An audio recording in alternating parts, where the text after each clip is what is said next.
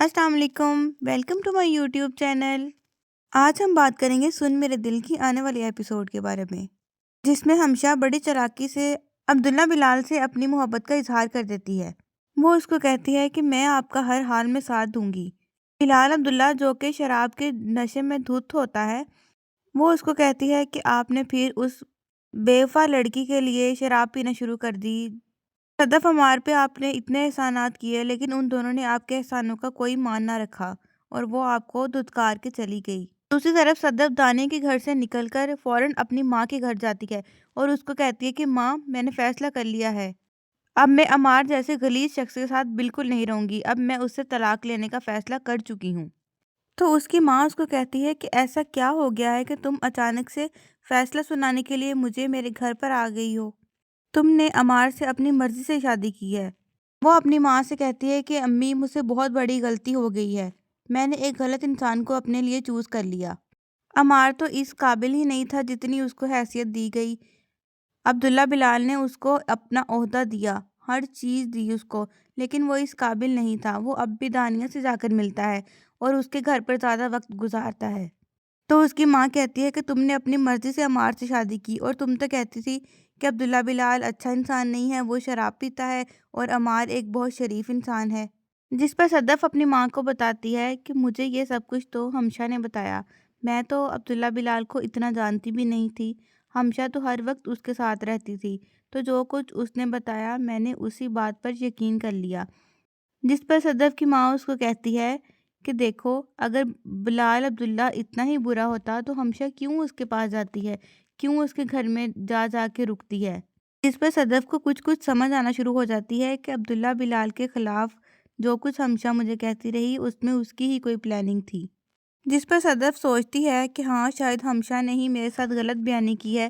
تو وہ سوچتی ہے کہ میں صبح ہی جاؤں گی عمار کے پاس اور اس سے کہوں گی کہ مجھے طلاق دے دے، اب میں اس انسان کے ساتھ ایک منٹ بھی نہیں رہنا چاہتی۔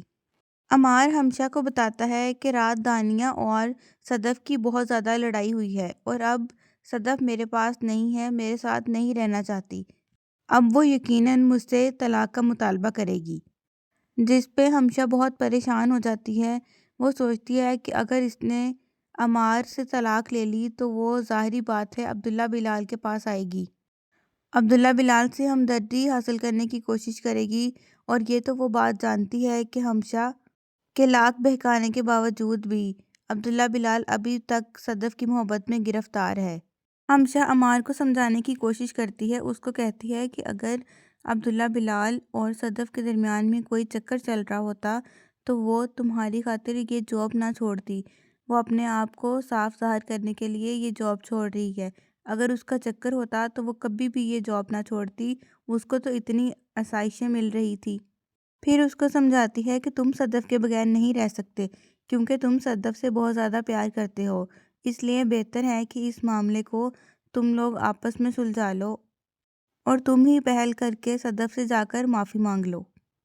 اور تم جلد سے جلد جا کر صدف سے معافی مانگو، یہ نہ ہو کہ وہ عبداللہ بلال کے پاس چلی جائے اور تم سے طلاق لینے کے بعد وہ اس سے شادی کر لے۔ جتنا جلدی ہو سکے تم صدف کو مناؤ اور اس کو لے کر ملک سے باہر چلے جاؤ، تاکہ تم دونوں کے درمیان میں جو بھی غلط فہمیاں ہیں وہ دور ہو سکیں۔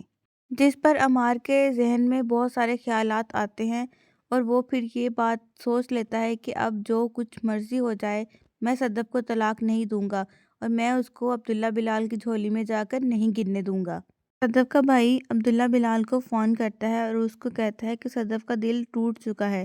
اور جو کچھ عمار اور صدف کے درمیان میں ہو رہا ہے اس کے بارے میں اس کو بتاتا ہے کہ صدف کتنی اذیت سے گزر رہی ہے۔ اس کو بتاتا ہے کہ اب صدف عمار کے ساتھ نہیں رہنا چاہتی، وہ اس سے طلاق لینا چاہتی ہے اور وہ جاب پہ واپس بھی ضرور آئے گی۔ جس کو سن کر عبداللہ بلال بہت زیادہ خوش ہو جاتا ہے، کیونکہ وہ تو صدف کے جانے کی وجہ سے بہت زیادہ غمزدہ تھا۔ دوسرے دن جب عمار آفس جاتا ہے تو عبداللہ بلال کو ملتا ہے، تو عبداللہ بلال اس کو اپنے آفس میں بلا کر سمجھاتا ہے کہ تم صدف کو طلاق دے دو، کیونکہ تم دونوں کے درمیان میں اب کچھ بھی صحیح نہیں چل رہا۔ تو عمار اسی پہ الزام لگانا شروع کر دیتا ہے اور اس کو کہتا ہے کہ جو آپ نے ہم پہ اتنی ہمدردیاں کی ہیں یہ سب اسی کا صلہ ہے،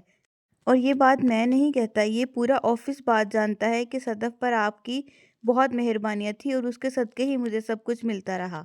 تو عبداللہ بلال اس کو کہتا ہے کہ تمہاری سوچ بھائی گندی ہے، اگر ایسی کوئی بات ہوتی تو میں تمہارا رشتہ لے کر خود کیوں جاتا، میرے دل میں ایسی کوئی بات نہیں ہے، اب تم مزید مت سوچو اور سب کو اپنی اپنی زندگی گزارنے دو۔ تھینک یو فار واچنگ، اللہ حافظ۔